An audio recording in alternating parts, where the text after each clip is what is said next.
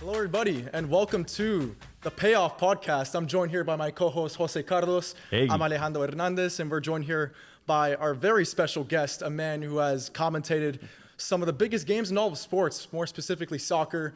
He's commentated El Clásico for beIN Sports, Real Madrid versus Barcelona, a guy who's also called the Club World Cup for the 2025. True, yeah. And this guy's about to commentate the 2026 World Cup. So, yeah, here on this podcast, we're going to be talking about some storylines leading up to the World Cup. So I want to thank you very much for your time. I'm pleased and honored to welcome you onto the podcast, Jose. How are you doing? Good, Ale. Nice to see you again. My pleasure.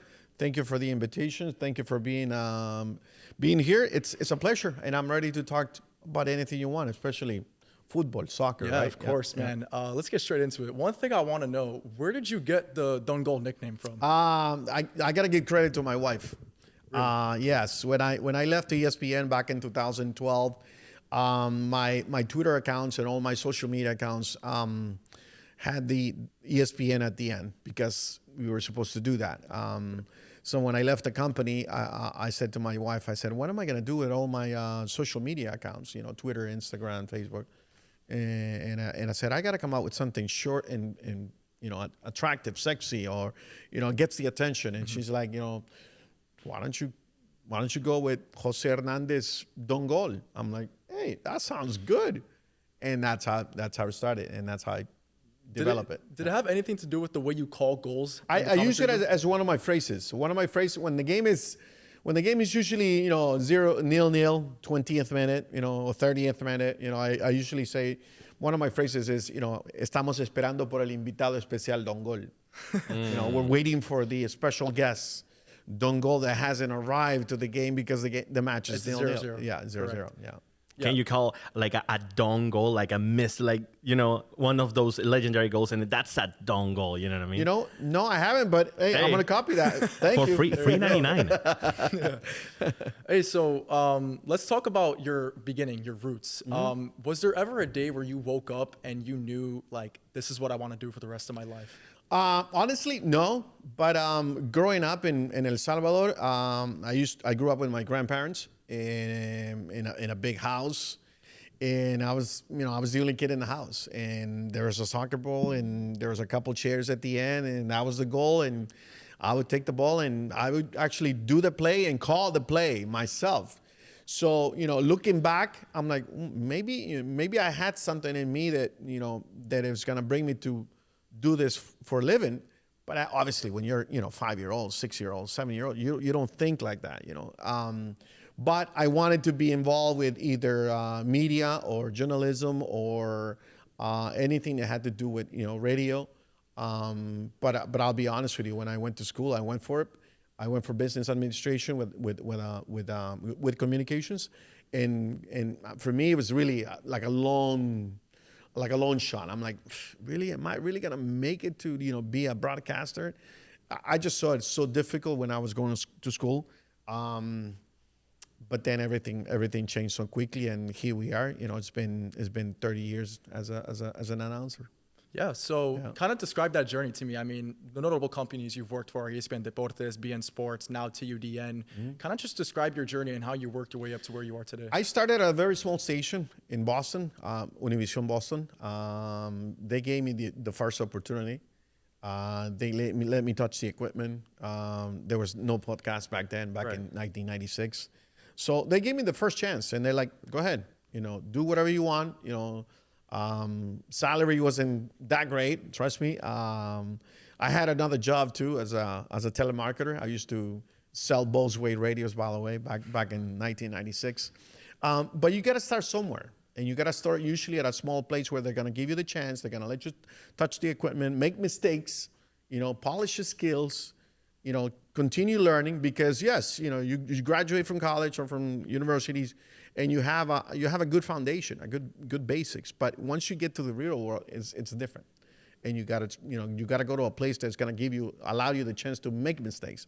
And I was lucky enough that Univision Boston gave me the chance for 5 years, for the first 5 years, and then I made the big jump to ESPN back in 2000, and everything changed after that, because once you get to that level, then there's more expectations, there's more demands, you got to give, 150% all the time, every day. So everything changed. From there, then beIN Sports. I mean, you heard me with El Clásico. Dude, I grew up with you, man. Yeah, for many years calling Real Madrid, Barcelona. And then TUDN, MLS, recently Fox in Mexico, and DAZN here in the US. So yeah, it's a long road. It's a process, like I was saying to you off camera. You got to be patient, but it's a career that if you really enjoy what you do, you'll have a lot of fun. What would you say was like the pinnacle of like your career? Like let's say like a 2 or 3 year stretch where you were calling like the highest leverage of games and like calling El Clásico. It's the most notable one. Dude. Yeah, I mean, listen. When those team plays, Real Madrid, it was Barcelona, the prime, the 2014, The world 2016. stops. it was Messi, Cristiano. MSN, BBC, Yeah. Benzema, Bale, Yeah. Cristiano, It was Messi, those- Neymar, Suarez. Like, I want to say dude. those 7 years calling every single weekend Real Madrid and Barcelona Wow. were a lot of fun, and that was one of my pinnacles. I think the last pinnacle is the Club World Cup. Yeah, great tournament. Great tournament. I was not expecting it, to be honest with you. I was like looking for, to get in. And then one day they called me like, yeah, we want you. I'm like, really? Okay. Sounds good. Let's do it. Crazy. So that, the fact that it's a new tournament, new format, big teams coming in from Europe and South America. It was a successful tournament too. Those two things, calling Real Madrid Barcelona games for 7 years and the Club World Cup this past summer. What did you observe in the Club World Cup, like the matchups between the South American teams and the European teams?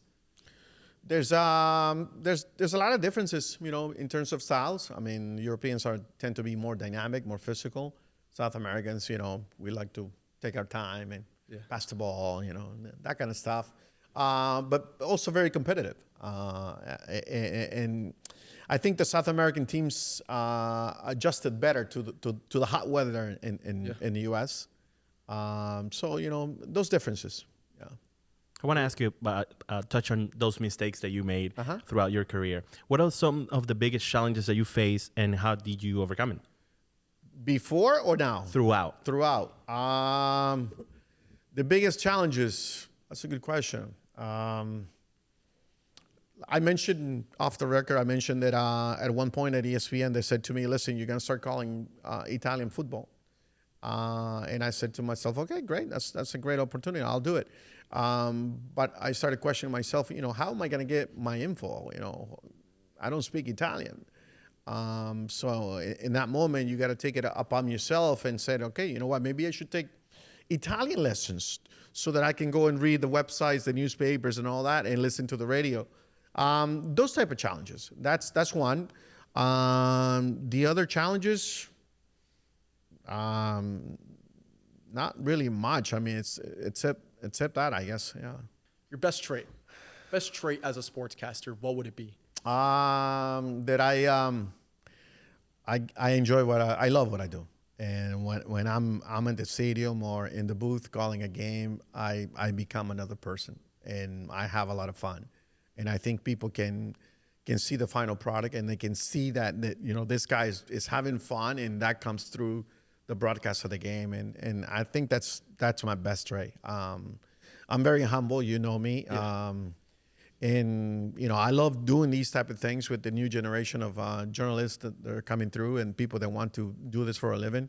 So that just having fun, man. If you have fun, believe me, it's people at home listening or watching you. They're like, this guy's good. So right there, like what you just pointed out, like when I was watching you when I was younger, it felt like your passion kind of just like jumped out on the screen. Like when you called Neymar's goal in the opening of the 2014-15 El Clásico, it was electric. Yeah. I feel like your passion when you call a goal kind of really stands out and that sticks. Sure. And that's what separates you from other commentators. You mentioned Joe Buck when we were talking off the camera. Like I feel like Joe Buck kind of went through an era where he got criticized because when he would call touchdowns in the NFL, it would be very monotone. It'd be like touchdown by Shannon Sharp or whoever, But then as he progressed, he started to now Diggs, sideline, touchdown, unbelievable, Vikings win it. Like he got that, but I feel like you've always had that.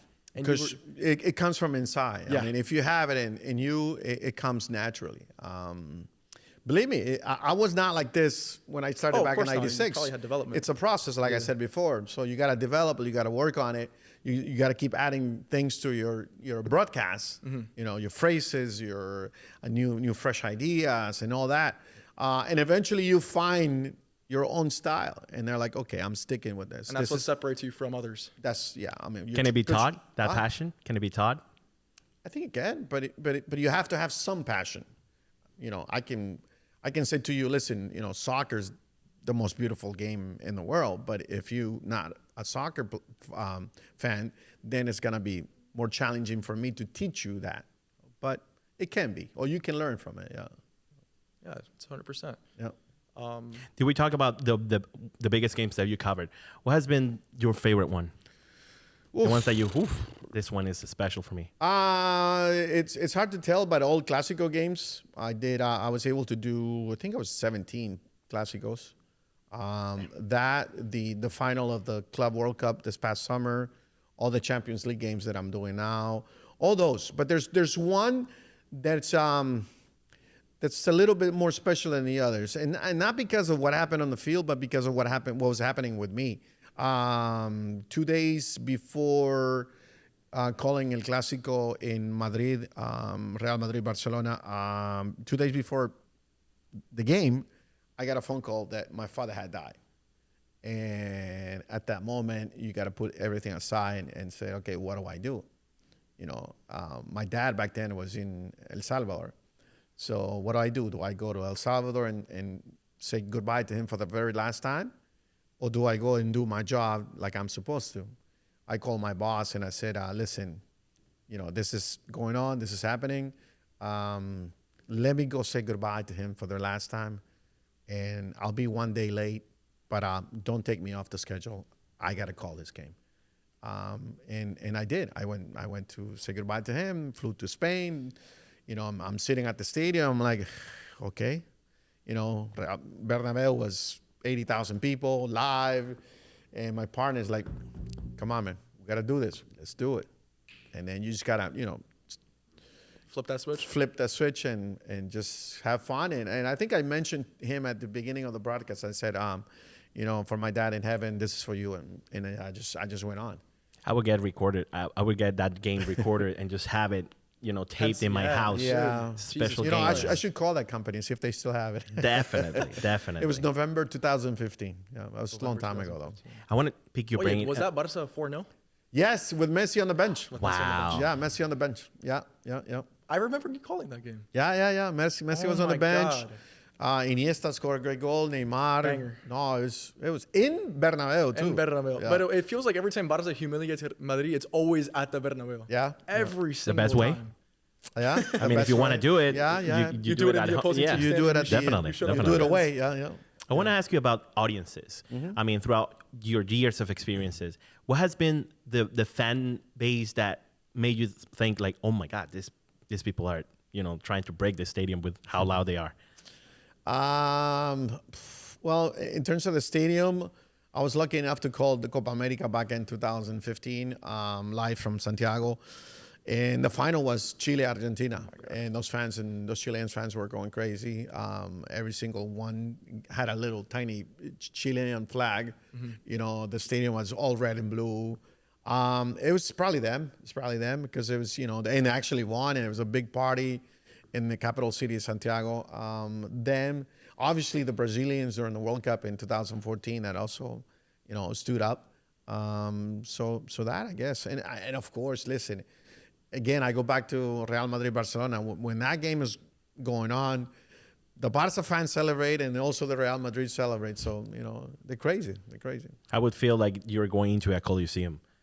Calling that game, it's okay, you're getting ready. Like at the Gladiator, right? Right. It's like, how do you mentally prepare? That's the question that I would, you know, how you mentally prepare to call that game? What is your routine usually? The preparation starts way in advance. Usually if the game is on Sunday, I'll start preparing that game Wednesday, you know, like 4 or 5 days before, watching, you know, previous games, getting all the notes, listen to the radio, reading newspapers. If you have contact with the coaches, calling the coaches, players that you know. So by the time, you know, Sunday comes, you have 95% of the preparation done. And all you got to do is, maybe, a couple of changes on your lineup and that's it. But, sometimes you don't have to like think too much about what you're doing. You just do it. Because if you start thinking about, oh my God, it's a big game, if 50 million people are watching me, oh my God, you can get stressed out. So no, just call it just like I'm calling a normal game. Right. So you wouldn't change your process at all? No, never. I don't change my process. Listen, I have like a routine. For example, the night before a game, I cannot go to bed if I don't have my probable lineup on my canchita, on my field. Yeah. Because for me, that's my GPS. Yep. Yeah. If I know how they're going to play and who's going to play, then I kind of have an idea of what's going on the field. And with that answer, we're going to take a short break. All right. Thank you so much. And we'll be right back with the payoff. All right.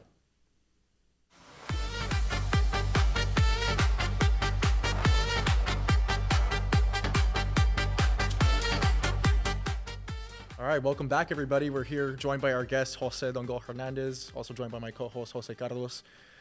Let's get into the real topic of conversation here. Obviously, World Cup 2026, that's coming very, very soon. We're hosting 7 games here at Hard Rock Stadium. I just want to throw some numbers at you, and I just want your thoughts on them. The last Super Bowl we hosted here at Hard Rock Stadium was Chiefs 49ers, Mahomes coming back from down 10. And the previous Super Bowl hosted here in Miami was the 2010 Super Bowl between the Colts and the Saints. Okay. In terms of numbers, the Super Bowl 54 doubled the previous Super Bowl a decade ago in terms of revenue for the city of South Florida. Doubled it. Over $500 million in revenue was generated from Super Bowl 54.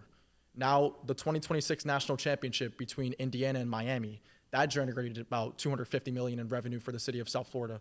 And what I mean by revenue, I just want to clear that up, is like ticket prices, transportation, hospitality, ticket sales, just jerseys, everything. merchandising. Yeah. Yep. That's all that's included. Copa America, obviously 2024, I believe, huge. It boomed. World Cup, so I say national championship is here. Copa America is here, Super Bowl's here, World Cup is all the way up here. It has to be. I mean, it has to be. It's the biggest tournament in all of sports. It happens once every 4 years. It's very special. What do you expect just in terms of output that this World Cup is going to bring? It's going to bring a huge output of money into the cities, into the country. I'm assuming a lot of jobs will be created. I mean, FIFA even opened up their own headquarters down here in Coral Gables. Yes. Yeah. They moved here, I think, about a year ago, or maybe more than that. So just to give you an idea how big this event is going to be. The World Cup's coming back for the first time since 1994. I was recently graduated from college in 94, so I remember. So it's going to be huge. It's going to bring a lot of money into the cities, like I said, a lot of opportunities, a lot of jobs, and it will be huge. I'm really looking forward to it. What would you say what would you expect the legacy that this World Cup is going to leave? Because, like I've just mentioned, we hosted events like the Super Bowl, football. We've hosted events, college football, national championship. Basketball, obviously, the Miami Heat have been to 2 finals in like the past, 6 years. So what legacy do you think this World Cup is going to leave on fans, for example? Because Miami is kind of viewed as a football town, the Hurricanes, the Dolphins, the Heat, the Marlins.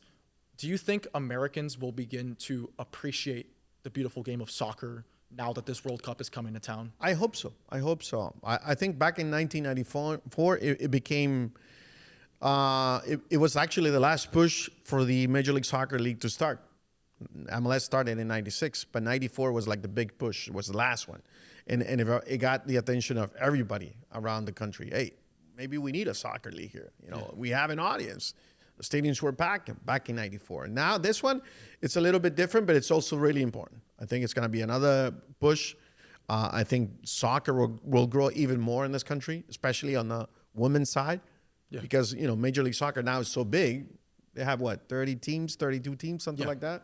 And they're still expanding. They're still expanding, and they will continue to expand. I think they want to get to 40 teams. And 20 each conference. Yes, I think that's the goal. But on the women's side, that market is still growing. I feel like the U.S. women's team is the best in the entire world. No, they're one of the best. One of the best. Yeah. So maybe we'll see a lot of more growth on the female side, on the women's soccer side, than on the men's side. But don't get me wrong, it's huge for everybody, for the media, for the businesses, for the leagues, for everybody. This is huge. Yeah. Do you expect, like, which game, if you were to point to the 7, would you expect to generate the most revenue and why? In Miami? Yeah. Of course, Portugal, Colombia. Yeah. I feel like we can all agree Yeah. on that. No, everybody, definitely. everybody wants to go see that one. You Yeah. know, it's Cristiano playing his last World Cup. Colombia, who has a good team. You know, James just found a team. Luis Diaz and everybody should be a really good matchup. It's also, if I'm not mistaken, the third game of the group phase for both teams. Correct. So that would decide the winner of the group. That will decide the winner of the group. Yeah. Do you favor a side in that game? No. Flip the coin tie. In terms of fandom or response, do you think this World Cup here in South Florida, for example, will attract like so many crowds? I mean, we just saw how the Club World Cup attracted all types of diverse ethnicities here in South Florida. What do you expect, like the fandom? How do you expect them to react? I think it'll be maybe 3 or 4 more times bigger and better than what we saw at the Club World Cup. This is huge, man. This is people travel from all over the world to come see the national teams. Not only Colombians, not only Portuguese, because you got to remember, there's fans from Bayern Munich that want to come see play Luis Diaz with his national team. And then there's people from Australia that want to come see Cristiano Ronaldo play his last World Cup. So it's gonna be huge. It's gonna be huge. I've been lucky enough to be at a few World Cup, and it's a party, man. It's a great experience. It's nonstop. And it's beautiful to see all these nationalities come together for the beautiful game. Yeah.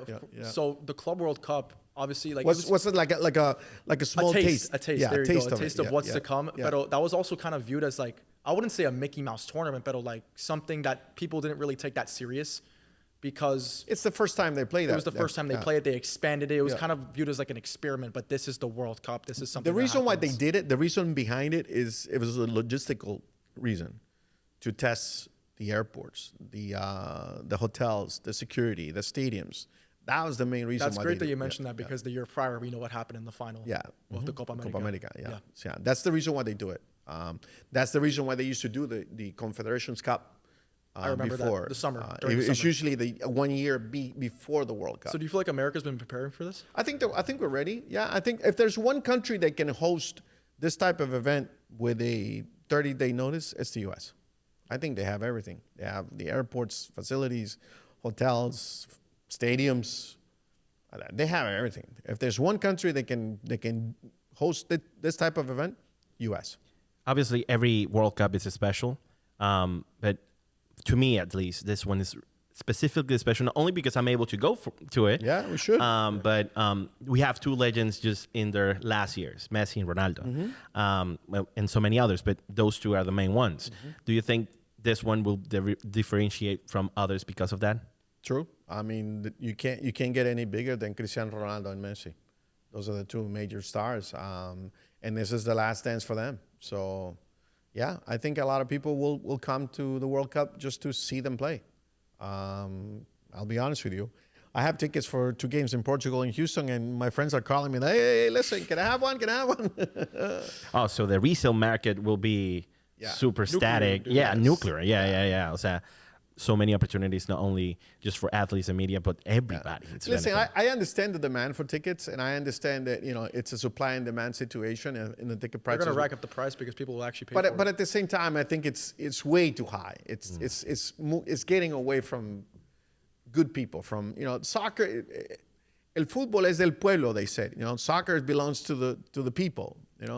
And by raising the prices way high, $4,000, $5,000, $60,000. You're ripping the opportunity away yes, from you're the taking real the game fans. away from the people. So I'd say it's just gonna feel like a freaking all-star game. Listen, with all the you celebrities. play the game. We used to go to the field. What do you need? A pair of cleats and a soccer ball. That's all Done. you need. Yeah. Well, you said it yourself. As a young man, you put 2 shares. That's the goal. That's Boom. it. Yeah. But now it's becoming too expensive, and it's moving away from the real fans, I think. Yeah. 100%. If you were to analyze pretty much the field, who would you have winning it and why? For me, the two favorite national teams are Spain and France. Really? Yeah, I think they're super loaded in every single line. Mbappe on one side on France, and then Spain with Jamal. I think those are the two big teams to beat. And then you have another group, where you have obviously Argentina. You got to consider Argentina. Portugal is super loaded. Yeah. Super loaded. And then they're not depending on Cristiano Ronaldo like they used to. So right there. In Netherlands too. Netherlands too is a Netherlands sleeper. too. Brazil. England. You can never, Take out Brazil. no. I feel like I mean, England, they're the five-time world champions. England's always knocking on the door, but they can never break through. Yeah, they can never make it through. And I feel like they have a weaker team now. Like I feel like their window was 2018, 2022, and that. Yeah. kind And of it's regressed. always like a side story with the English team. They're usually either complaining about the plane, the hotel, the conditions, the weather. Always something. There was something. Yeah. I feel like that's pretty much it. I feel Yeah, like we man. covered every base. Yes. Thank you so much for your time. My Thank you. pleasure. You've been an Ale. excellent My guest. pleasure, Jose. Your Yes. insights very much Anytime appreciated. I'm here, like I said, I enjoy. One of the things I enjoy the most is talking to you guys because you guys are the future. Listen, when I retire, I'll probably be seeing you guys on TV. So, yeah. Amen. hey, I went to FIU. We did a podcast together, guys. Yeah, Dude, believe me. we're gonna look back at this They were moment in nice 20 years' people time. back then. All right, guys. We'll see you in the next one. Thank you for tuning in. And that is it. We're signing off from the Payoff Podcast.